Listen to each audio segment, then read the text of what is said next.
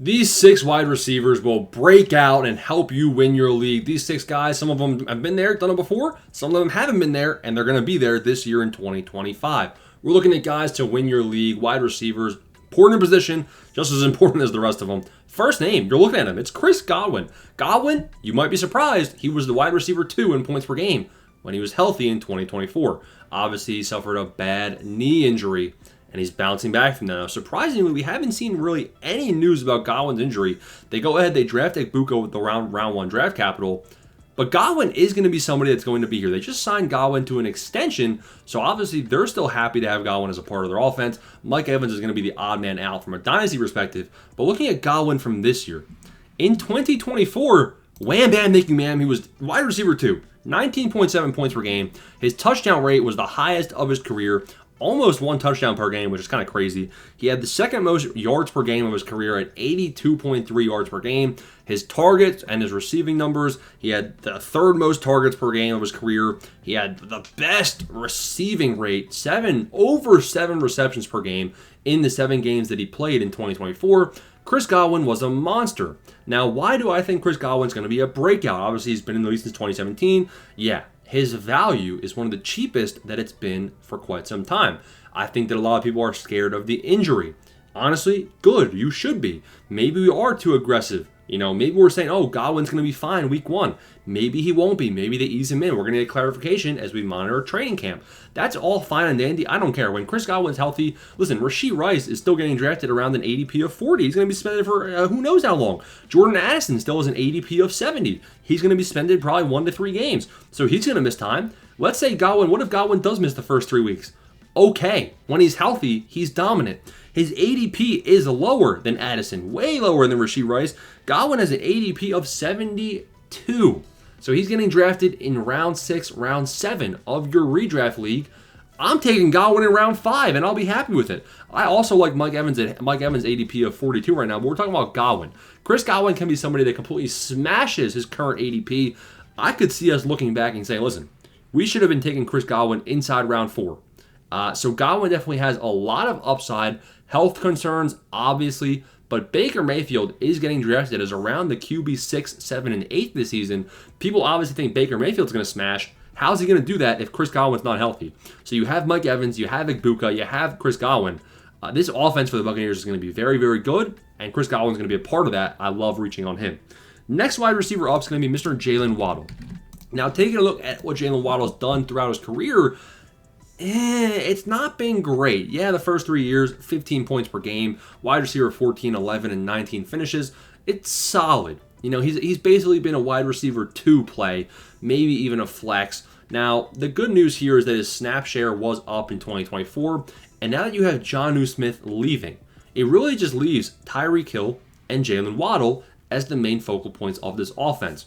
Now, Jaylen Waddle's down year was down for a lot of reasons, mostly the quarterback play.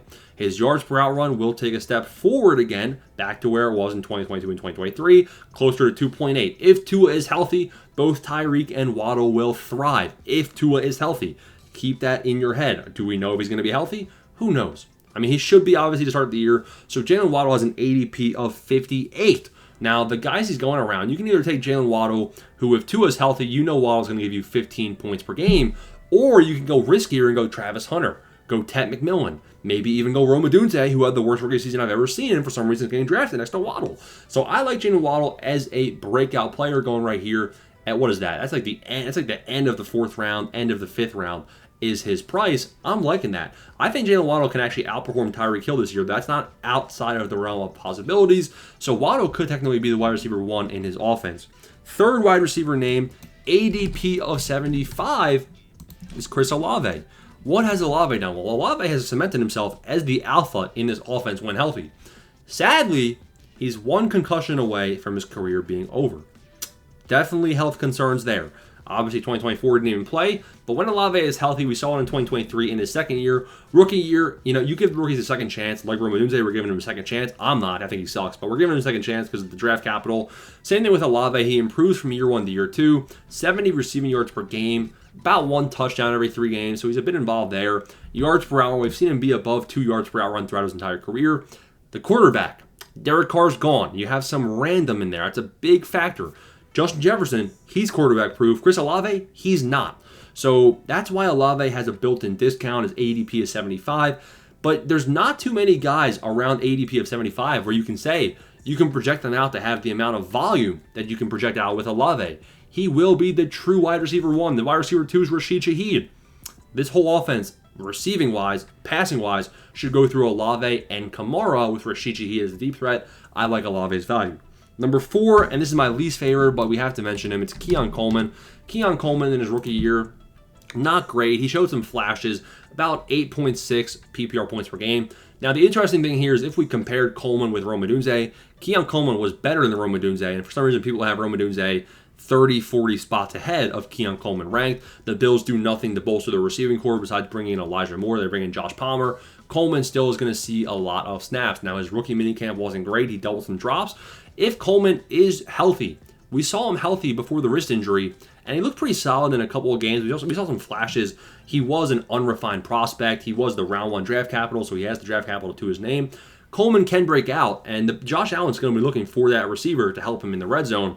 Keon Coleman has an ADP of 98, so the lowest ADP we've seen so far for the Bills' potential 1 wide receiver. Not too shabby. I know Khalil Shakir's there, but Khalil Shakir is a different type of receiver. Keon Coleman can develop into the big body threat. Wide receivers going into year 2, always a good idea. Next up, we got two names back-to-back, actually. ADP of 111 and 112. ADP of 111 is Money Mooney. Money Mooney, very good season. 12.1 PPR points per game, his second best year of his career since 2021, where he was almost at 13. He played almost all of the snaps for the Falcons. He averaged almost 7 targets per game. And the news from the coaching staff is they want to get Money Mooney more involved.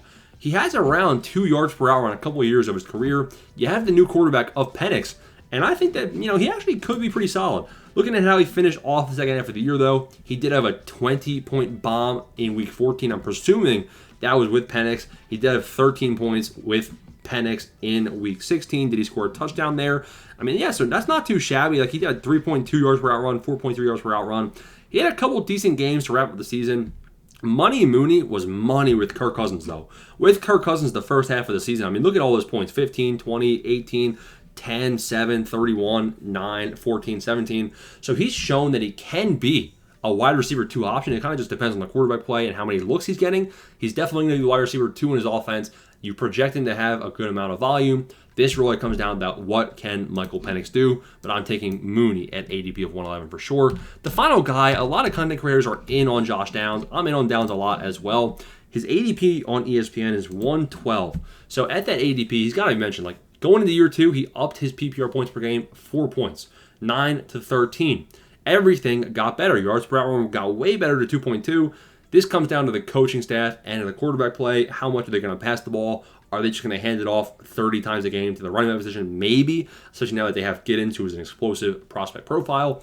Josh Downs should be somebody that gets heavily involved. He could even be the wide receiver 1 on his team. I think Pittman's going to bounce back too, though. Pittman, he had a broken back last year. Give him some slack. Hopefully that's healthy. But Josh Downs is going to be somebody that projected to have a lot of volume. He had 8 targets per game in 2024. We saw what Daniel Jones did with Wan'Dale Robinson. Josh Downs is a better version of that. He can actually stretch the field a little bit too. So Josh Downs will have 70% of the snaps. I think Downs should be a good flex play again this year. Maybe even consideration for wide receiver 2 upside. Those are 6 breakout wide receivers that are going to break out. Simple as that. Smash the like button, smash the subscribe button. Thanks for watching.